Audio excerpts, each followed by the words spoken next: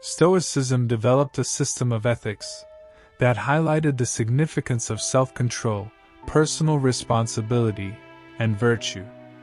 I believe this is the reason behind that we have seen revival of Stoicism not only in academia, but also among the general public in modern times. To express it in simpler terms, Stoics believe that individuals should take responsibility for their own actions, focus on developing their own character and virtues, and that they should strive to live in harmony with nature. This system of ethics has influenced many other philosophical and religious traditions over the centuries. Free will is the idea that individuals have the power to make their own choices and determine their own destiny. This notion has been debated by philosophers, theologians, politicians, and scientists for centuries. Some believe that our actions are predetermined by fate or external forces, while others argue that we have the ability to make conscious decisions that shape our lives. For example, libertarians, or libertarianism, entertain a philosophical idea that believes individuals should have the right to make their own choices and decisions without any external influence and interference. Meaning, libertarianism champions the idea that individuals should be free to live their lives as they see fit and bear the consequences thereof. And hard determinism is a philosophical idea that denies the existence of free will altogether. According to this view, our actions are entirely determined by various factors, such as genetics, past, and environment. Hard determinism posits that every event, including human actions and desires, is determined by pre-existing causes. It suggests that free will is merely an illusion, and that we are not truly in control of our destinies. This notion challenges our fundamental understanding of agency and accountability, and inevitably raises profound questions about responsibility and morality. The implications of hard determinism on our understanding of justice and punishment is that if our actions are predetermined by forces beyond our control, can we truly be held responsible for our choices? This dilemma has far-reaching consequences for our legal and ethical frameworks, calling into question the very essence of justice and the concept of punishment itself. On psychological and sociological effects of embracing hard determinism, the belief that our lives are predetermined may lead to feelings of powerlessness and apathy, undermining our motivation and hunger to strive for personal growth and societal change.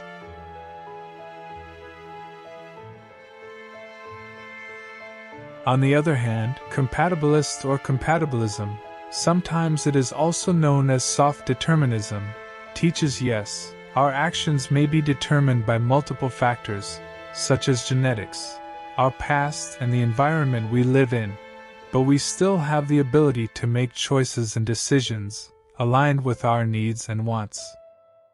This teaching emerges as a response to a problem posed by causal determinism. Compatibilism is the belief that free will and determinism are compatible concepts. This means that even in a world governed by natural laws and causal relations, individuals still possess the ability to make meaningful choices and be held responsible for their actions. The great philosopher Bertrand Russell once said, I quote, "The fact that a man can do a thing does not in any way imply that he will do it." This notion encapsulates the essence of compatibilism, highlighting that while external factors may shape our decisions, but we still possess the agency to act according to our own desires and intentions. This teaching was very much entertained by ancient Stoics. When it comes to free will, Stoics believe in the concept of soft determinism, but individuals have still the right to make choices. But these choices are limited by the laws of the universe, and should be made in accordance with reason and virtue.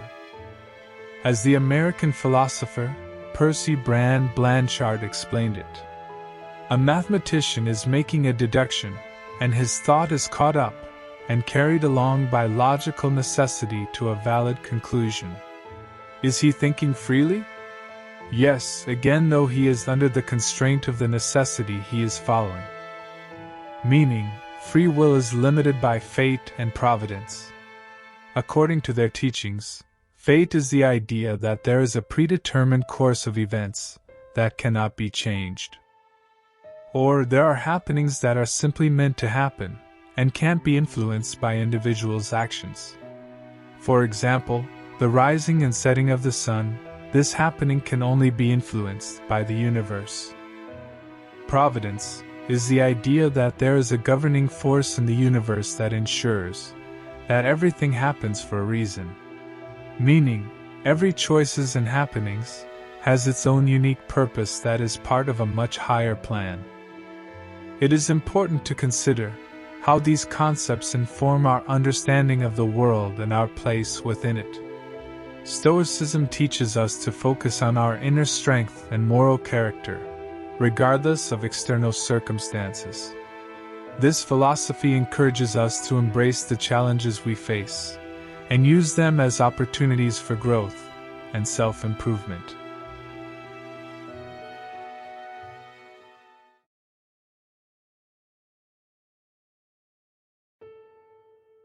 You may have heard a term called ikigai, a Japanese word that roughly translates to the reason for being. Ikigai is a comprehensive idea, describing the source that makes life worth living, or it's an all-encompassing passion that brings meaning to life. As far as I understood it, what you love, what you are good at, what you can be paid for, is in perfect harmony with what the world needs. And according to the Stoics, the most important tasks you have in your life is to be a good person and to follow the career that you love. To achieve this, one must say no to distractive emotions, both internal and external, and collaborating with any energy that harm both your fellow humans and nature around you. The Stoics teach us to often ask yourself, how can I make the most of my limited time on this earth? Try to do the right thing when the situation calls for it. Treat others as you would like to be treated. And understand that every small decision, every little thing, is an opportunity to put these larger principles into practice. That's it. Therein lies the most important skill of all, how to live. Epictetus wrote, "What then makes a person free from hindrance and self-determining? For wealth doesn't, either does high office, state, or kingdom. Rather, something else must be found. In the case of living, it is the knowledge of how to live."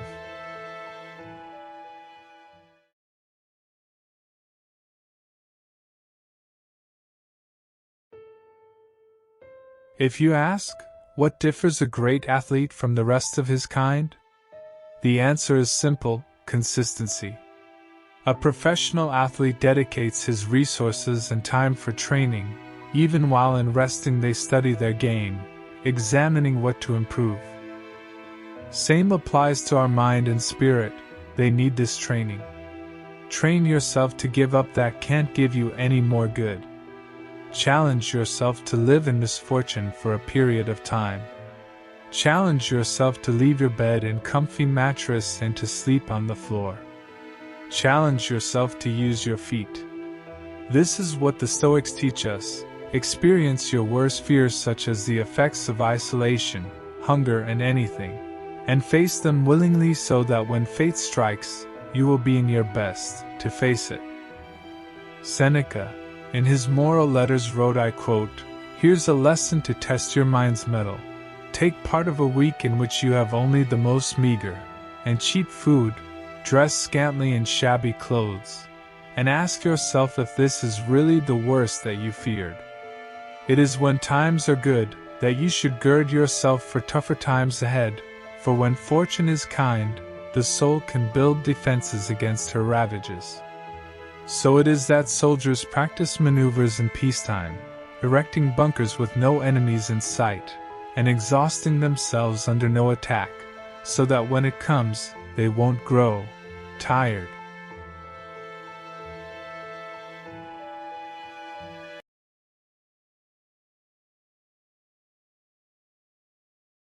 The Stoics, always keep remind us, in every situation ask yourself, what is under my control and what is not? Again, the only thing you can control is your mind and your perceptions on the events unfolding in front of you. But when we think or perceive that we met a challenge that is only be solved by the help of the Almighty, we may communicate via different techniques such as prayer. But whether your wishes are granted or not, as a Stoic, always be grateful for the things you have, and be even more grateful for the things you don't. And if you can't put your mind off them before they become obsession, it is time to try a different way to pray, asking God to give us the fortitude and strength so that we can live without those wishes, because He knows what is best for us. The point is not to have an iron will, but an adaptable will. A will that makes full use of reason to clarify perception, impulse, and judgment to act effectively for the right purpose. It's not weak to change and adapt. Flexibility is its own kind of strength. In fact, this flexibility combined with strength is what will make us resilient and unstoppable. Marcus Aurelius wrote, I quote, "Try praying differently, and see what happens. Instead of asking for a way to sleep with her, try asking for a way to stop desiring to sleep with her. Instead of a way to get rid of him, try asking for a way to not crave his demise. Instead of a way to not lose my child, try asking for a way to lose my fear of it."